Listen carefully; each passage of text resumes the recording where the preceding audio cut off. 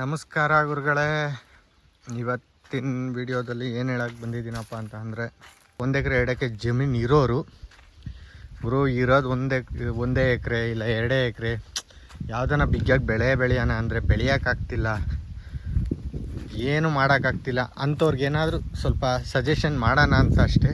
Suggest ಮಾಡೋಣ.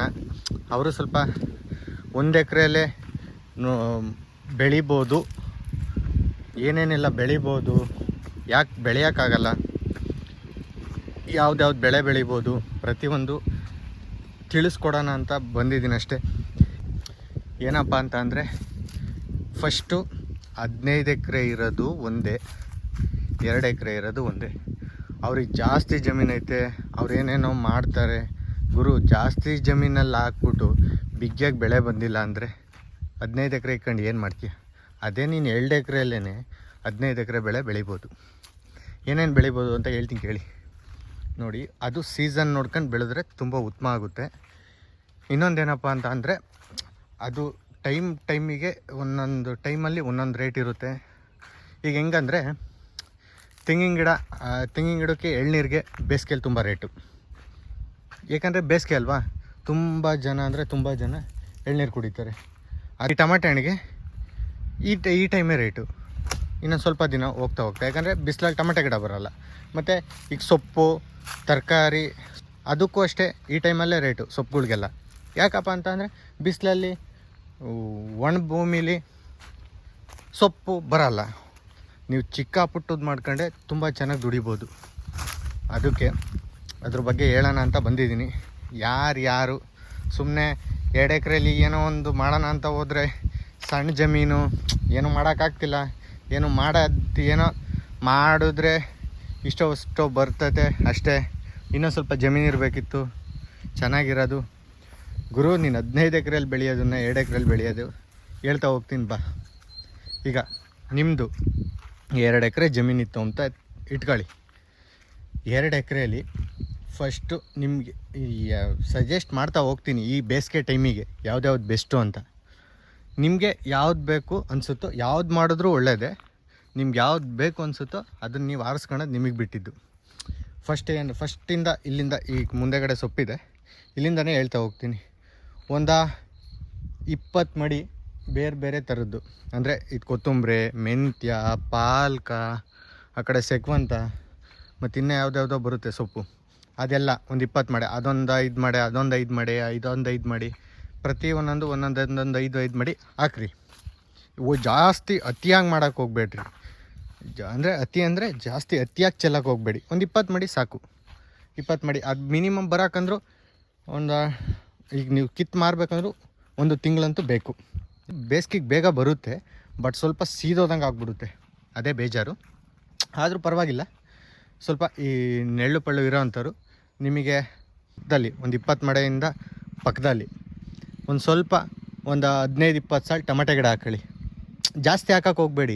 ಯಾಕಪ್ಪ ಅಂದರೆ, ಯಾವುದಾದ್ರೂ ಒಂದು ರೇಟ್ ಈ ಜಾಸ್ತಿ ನೀವು ಎಲ್ಲನೂ ಈಗ ಅಷ್ಟು ನೀನು ಬರೀ ಸೊಪ್ಪು ಸೆಲ್ಲೋದು ಬಿಟ್ಟು ಅಷ್ಟು ಟೊಮೆಟೊ ಗಿಡನೇ ಆದರೆ ರೇಟ್ ಇಲ್ಲ ಅಂದರೆ ತುಂಬ ಕಷ್ಟ ಆಗೋಗುತ್ತೆ. ನಾನೇನು ದೊಡ್ಡ ಸರ್ವಜ್ಞ ಅಂತ ಇದೇ ರೇಟು ಈ ಟೈಮಲ್ಲಿ ಪಕ್ಕಾ ರೇಟ್ ಬರುತ್ತೆ ಅಂತ ಯಾರು ಊಹೆ ಮಾಡೋಕ್ಕೂ ಆಗಲ್ಲ.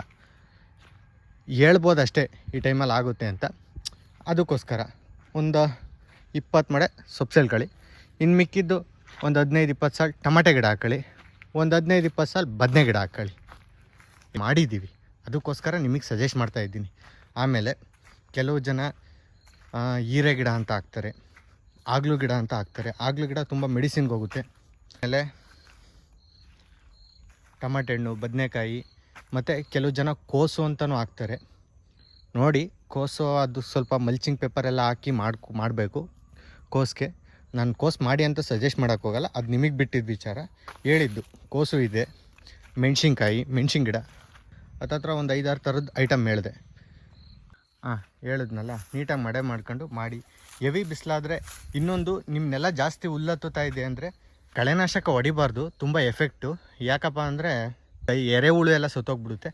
ಆದರೂ ಏನು ಮಾಡ್ತೀರಾ, ಯಾವ್ದಾದ್ರು ಅಂದರೆ ನಿಮ್ಮದು ದಿಣ್ಣೆ ದಿಬ್ಬ ಆಗಿದ್ದರೆ, ಅಡಿಕೆ ತೋಟ ಇರೋದಕ್ಕೆ ಕಳೆನಾಶಕ ಹೊಡೆಯೋಕೆ ಹೋಗ್ಬಿಡಿ ದಯವಿಟ್ಟು. ದಿಣ್ಣೆ ದಿಬ್ಬ ಆಗಿದ್ದರೆ ಬರೀ ಜಾಸ್ತಿ ಹುಲ್ಲುಟ್ಟತ್ತೆ ಗುರು, ನೀರು ಬಿಟ್ರೆ ಅಂದರೆ.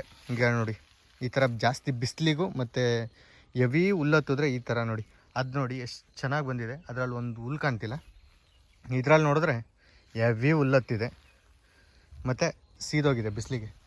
ಅದರಿಂದ ಟೊಮೆಟೊ ಗಿಡ ಹಾಕೋರು ಅಷ್ಟೇ ಆದಷ್ಟು ನೋಡಿ. ಅಡಿಕೆ ಗಿಡದಲ್ಲಿ ಯಾರಾದರೂ ಟೊಮೆಟೊ ಗಿಡ ಹಾಕಬೇಕು ಅಂತಂದರೆ ಈ ಸೈಜಿನ ಅಡಿಕೆ ಗಿಡ ಇಷ್ಟು ಉದ್ದ ಪದ್ದ ಇರೋವಾದರೆ ಏನು ತೊಂದರೆ ಆಗೋಲ್ಲ. ಯಾಕಪ್ಪ ಅಂತ ಅಂದರೆ ಕಡ್ಡಿ ನೆಡ್ಸೋ ಅವಶ್ಯಕತೆ ಏನಿರಲ್ಲ ಇದರಲ್ಲಿ, ಅದಕ್ಕೋಸ್ಕರ.